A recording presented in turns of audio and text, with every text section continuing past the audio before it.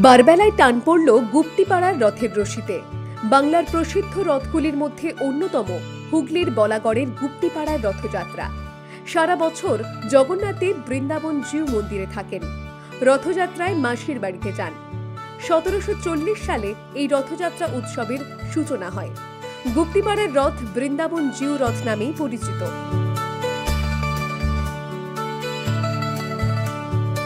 বছরের অন্যান্য সময়ে ঐতিহ্যপূর্ণ বৃন্দাবন চন্দ্র মাঠের পাশে এই রথ টিনের খাঁচায় ভরা থাকে।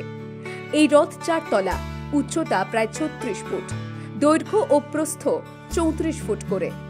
আগে 12টি চূড়া ছিল, এখন 9টি চূড়া। বৃন্দাবন মন্দির থেকে জগন্নাথ, বলরাম আর সুভদ্রা রথে চড়ে প্রায় 1 কিলোমিটার দূরে গোসাইগঞ্জ বড়বাজারে মাসির বাড়িতে যান। গুপ্তিপাড়ার রথযাত্রার একটি নিজস্ব বিশেষত্ব হল ভান্ডার লুট। উল্টো রথের আগের দিন হয় ভান্ডার লুট। গুপ্তিপাড়ার রথযাত্রাকে কেন্দ্র করে বিশাল পুলিশ বাহিনী মোতায়েন করা হয়। হুগলি গ্রামীণ পুলিশের বিভিন্ন থানা থেকে ওসিরা নিরাপত্তার দায়িত্বে রয়েছেন। ডিএসপি, অ্যাডিশনাল এসপি পদমর্যাদার অফিসাররা মোতায়েন থাকেন। ড্রোন ক্যামেরায় চলে নজরদারি। আপনারা সকলেই জানেন যে 285 বছরের যে ঐতিহ্যবাহী যে রথযাত্রা আমাদের গুপ্তিপাড়াতে মঠের সাথে যেটা চলে, সেইখানে আমরা আসতে পেরে খুবই ভালো লাগছে।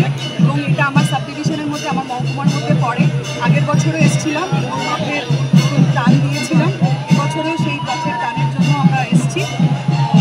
এটাই আমাদের প্রশাসনিক দিক থেকে, পুলিশের দিক থেকে, ব্লক প্রশাসন, মহকুমা প্রশাসন, ডিস্ট্রিক্ট প্রশাসন এবং আমাদের গ্রাম পঞ্চায়েত সকলের দিক থেকেই যা যা করণীয় আমাদের এই রথকে ভালোভাবে সুষ্ঠুভাবে সম্পন্ন করার জন্য সেটা আমরা চেষ্টা করেছি। এবারে শ্রীরামপুরের মাহেশে জগন্নাথের মন্দিরে সকাল থেকেই পুজো পাঠ হয়।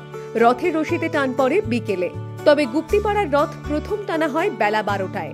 এই রথযাত্রা দেখতে বর্ধমান, নদিয়া, উত্তর 24 পরগনা থেকে বহু মানুষ আসেন। ভক্তের ভিড়ে গমগম করে রথের সড়ক। মেলা বসে আর সবার জন্য থাকে ভোগের ব্যবস্থা। Bureau report, the wall.